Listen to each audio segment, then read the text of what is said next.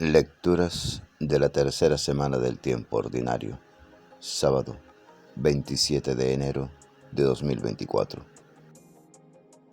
Dios nos llama a obedecerle con fidelidad.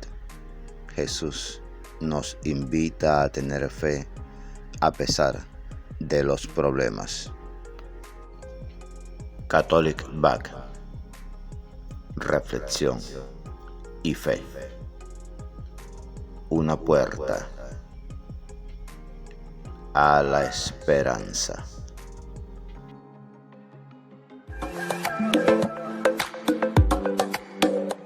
Gracias por suscribirte. Y por favor, comenta el Evangelio. Del segundo libro de Samuel, capítulo 12, versículos 1 al 7a, 10 al 17.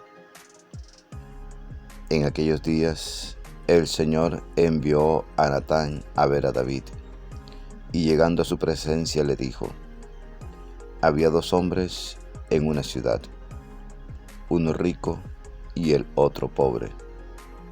El rico tenía muchas ovejas y vacas.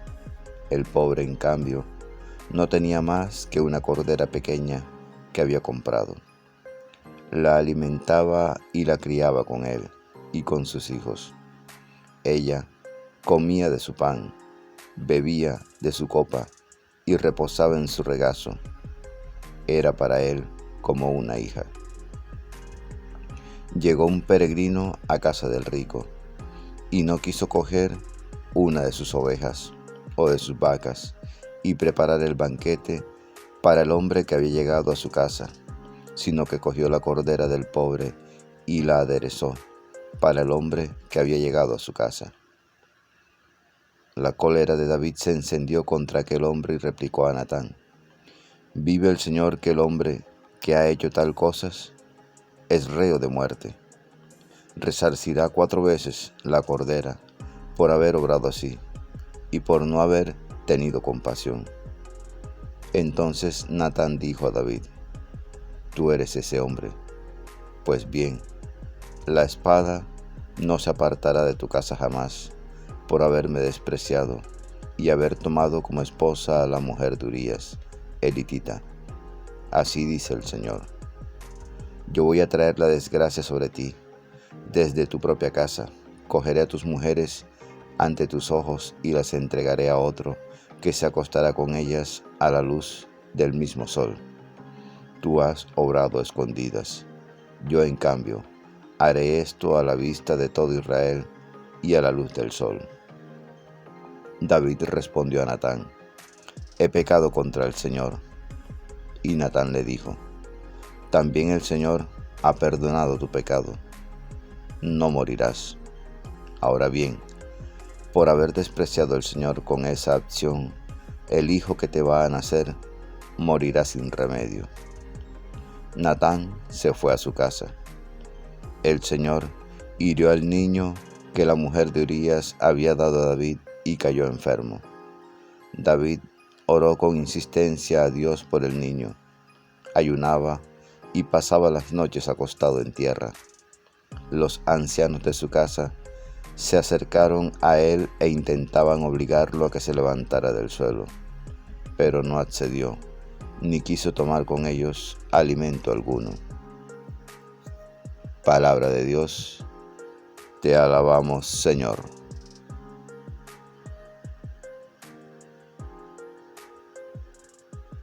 Salmo 50. Oh Dios, crea en mí un corazón puro. Oh Dios, crea en mí un corazón puro. Renuévame por dentro con espíritu firme. No me arrojes lejos de tu rostro, no me quites tu Santo Espíritu. Devuélveme la alegría de tu salvación, afiánzame con espíritu generoso. Enseñaré a los malvados tus caminos, los pecadores volverán a ti. Líbrame de la sangre, oh Dios, Dios Salvador mío, y cantará mi lengua tu justicia. Señor, me abrirás los labios, y mi boca proclamará tu alabanza. Oh Dios, crea en mí un corazón puro.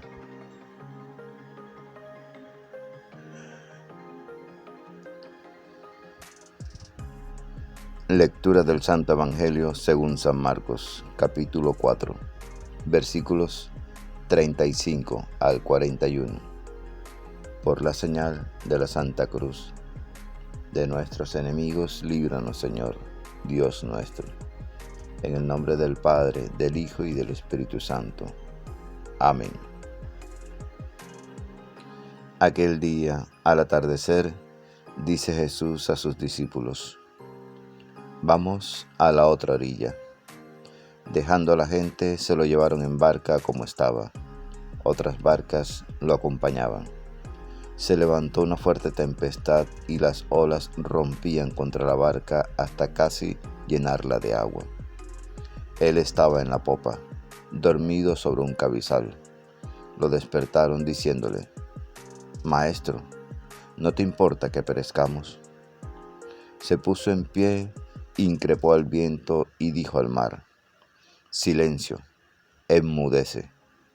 El viento cesó y vino una gran calma. Él les dijo: ¿Por qué tenéis miedo? ¿Aún no tenéis fe? Se llenaron de miedo y se decían unos a otros: Pero, ¿quién es este? Hasta el viento y el mar lo obedecen. Palabra del Señor. Gloria a ti, Señor Jesús.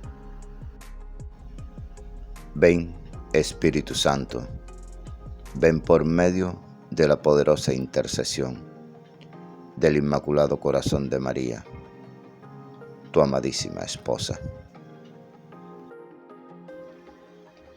David será el modelo del pecador arrepentido. ¿Por qué me has despreciado? ¿Qué había hecho David para que lo eligiera Dios? Todo había sido en su vida obra del amor de Yahvé. Dios escoge a un simple pastor para hacerlo rey. Más aún, escoge a este rey de una pequeña nación para ponerle en las manos el reino definitivo. No hay disculpa. Hiciste lo que me desagrada.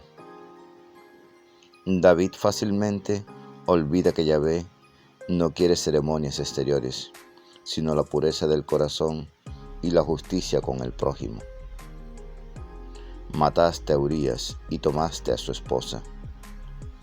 Dios pone a clara luz lo que David disimuló ante todos y ante su propia conciencia. Por muy rey que sea, el adulterio es adulterio. A pesar de que Urías murió en manos de los enemigos en la batalla, David es quien lo mató. Actitud de David: reconoce su pecado con humildad y acepta las consecuencias de su culpa. En la Biblia se le atribuye el Salmo 51, oración conmovedora del pecador arrepentido. Actitud de Dios: Dios, perdona tu pecado. Dios mantiene su fidelidad y sus promesas a los descendientes de David, más aún Salomón, hijo de Betsabé y de David, será el beneficiario de dichas promesas. Dios hará pasar su gracia por donde pasó el pecado. Dios, al perdonar el pecado, no se borran las consecuencias del crimen. El niño que nace del amor de David y Betsabé enferma y muere. El rey se da cuenta que se trata de una señal más, para que comprenda la gravedad de su pecado. Pero Dios no es vengativo ni rencoroso. Su corazón no es como el de los hombres. Él es lento en enojarse y nadie lo supera en bondad. nace otro niño de la misma mujer, ahora su esposa, el futuro rey Salomón, que Dios eligió para suceder a David. A pesar de su pecado, Dios no ha abandonado a David.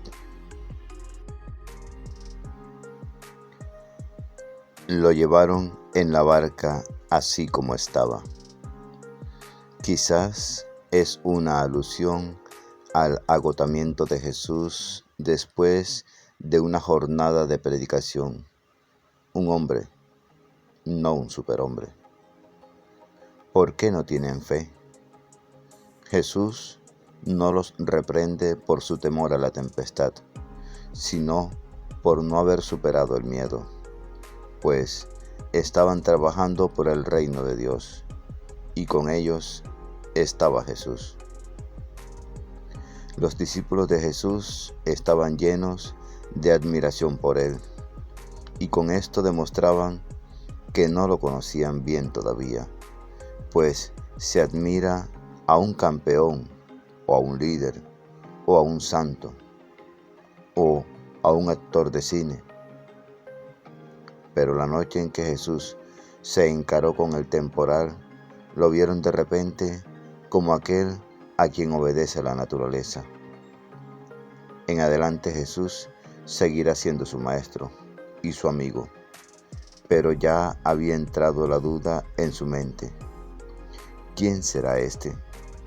¿A quién se habían entregado y hasta dónde los llevaría? Y se asustaron. Los apóstoles eran hombres creyentes y honraban a Dios, como lo hacemos nosotros, manteniéndolo a cierta distancia. Pero no estaban listos para ver a Dios entrar en su vida diaria y ser testigos de sus pequeñeces. Tuvieron miedo al sentirse abandonados en el temporal, pero el temor fue más grande al descubrir a Dios tan cerca. Con esto comprendemos por qué Jesús hacía callar a los demonios cuando lo proclamaban Hijo de Dios. Es que quería darse a conocer paso a paso. ¿De qué nos sirve saber que Jesús es el Hijo de Dios si no nos hemos acostumbrado a vivir en presencia de Dios? Jesús debía enseñarles primero a ser auténticos consigo mismos y ante el Padre, y entonces no tendrían miedo al sentirlo tan cerca. Esta travesía del mar es la figura de lo que a todos nos ocurrirá en el seguimiento de Jesús. No nos ofrece una vida tranquila, sino que, tarde o temprano, deberemos arriesgarnos y emprender cosas que para nosotros, son nuevas. Y vendrá el temporal, precisamente cuando Jesús duerma, o sea, cuando parezca que nos deja solos. Esta crisis, sin embargo, es la conducción necesaria para llegar a la otra orilla, es decir, a una fe más firme y más clara.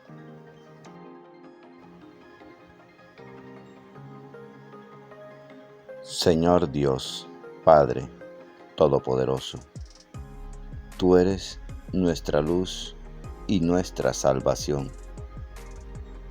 Gracias queremos darte por el sustento diario que alimenta nuestras vidas. Ayúdanos a actuar según tu voluntad, para que demos frutos abundantes de buenas obras y así acercar más tu reino a la tierra. Amén. La lectura diaria del Evangelio es un encuentro con Jesús. La Sagrada Biblia no es un libro que hable de Dios, es un libro donde Dios nos habla a cada uno de nosotros. Atrevámonos a entrar en esa conversación. Dios les bendiga grandemente y el Espíritu Santo les ilumine en todo momento y en todo lugar. Amén, amén y amén.